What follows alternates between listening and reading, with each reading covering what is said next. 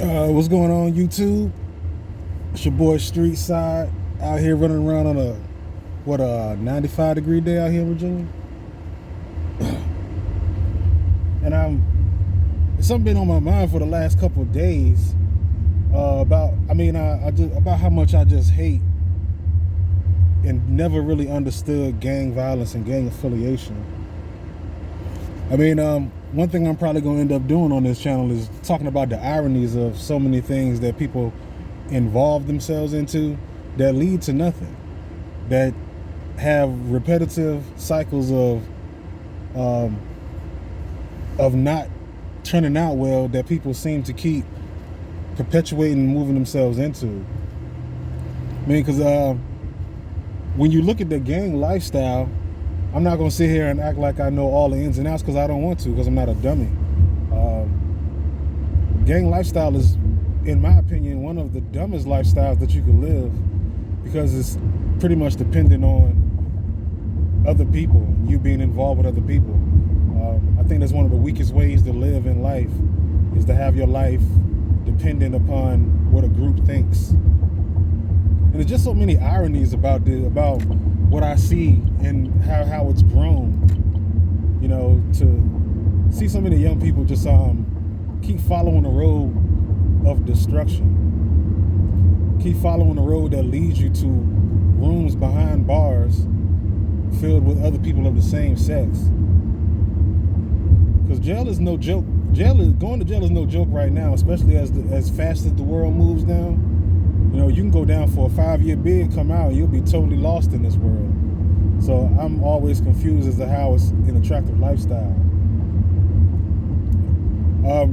You perpetually have always seen majority of these gang members turn on each other, be disloyal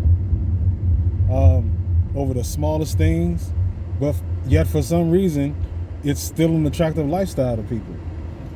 You know, I'm more of those people that like when it comes to people getting locked up for life, I'm one of them people that advocate that gang violence that murder, that deletion, gang related, should be life in prison. I have more remorse for somebody that goes out and they may get into a heated argument with somebody, and something may happen where one person might end up deleted, than I do for people running around neighborhoods taking each other out over colors, you know, over streets. You ever been to some of these streets?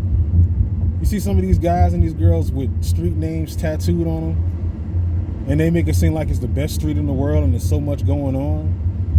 And then you go to these streets that they represent, and it's full of, you see people peeing in the corner. You know what I mean?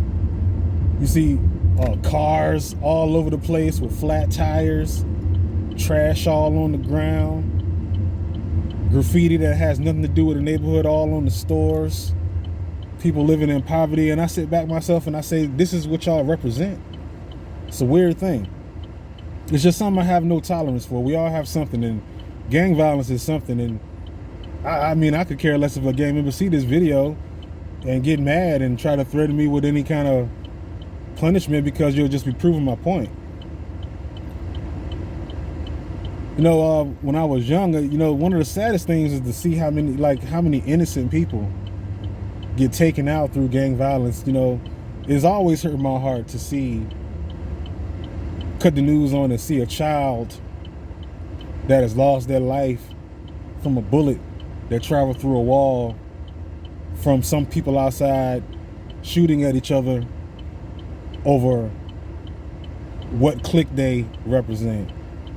It's a really nasty and disgusting thing.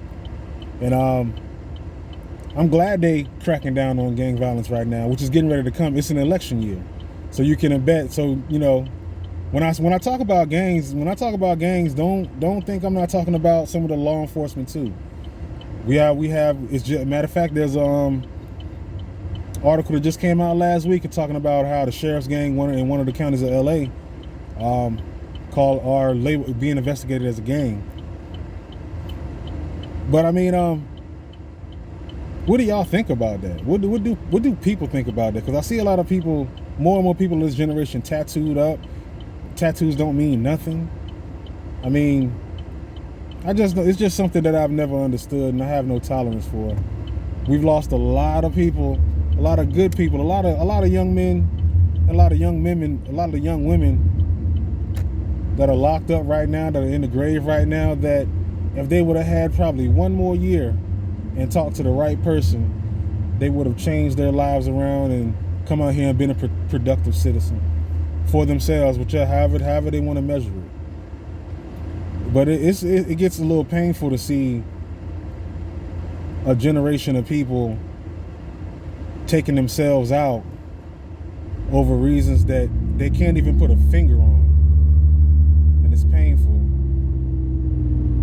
So if you're a gang member out there, if you're a young blood out there, some of y'all young bloods out there, y'all don't even want to be in these gangs, but you don't have the heart to step off. You know, you didn't have the heart to say no. You know, one thing you got to do in this life is stand on your square, man. You have to have foresight. And that's one thing I was blessed with. There are some things that I was not blessed with. But I was blessed with foresight, and I could see a lot of what's going on ahead. And they're getting ready to come for a lot of you gang members. And it's not out of morals. It's not out of them trying to clean up the streets. It's because it's an election year, and they want to make things look good, like they're doing something. Because if they really wanted it off the streets, they'd have been taking it a long time ago. There's no way that all this gang activity has been going on for all these years, and then all of a sudden they just magically flip the switch, and they know how to come for all the gang members, and they know how to take everybody down. They're doing it for more political reasons than ethical reasons, than moral reasons. So, like I said, this whole entire system right now is rigged, and it's going to get even more hectic because a lot's being exposed with YouTube and people finally being able to speak up and put their own 2 cents in. The more things are exposed, the more this law enforcement or these people in power are going to come down to try to make it seem like they really care. But all in all, they do set out the catalyst for these people. Now, with that said, it still is a person's personal responsibility to live a life of crime, to live a life of pain. But if you're in a place where you feel like you don't have no choice, you young people, get out. Don't be afraid to leave. That's all I got to say, man. Y'all keep it up. Stay safe.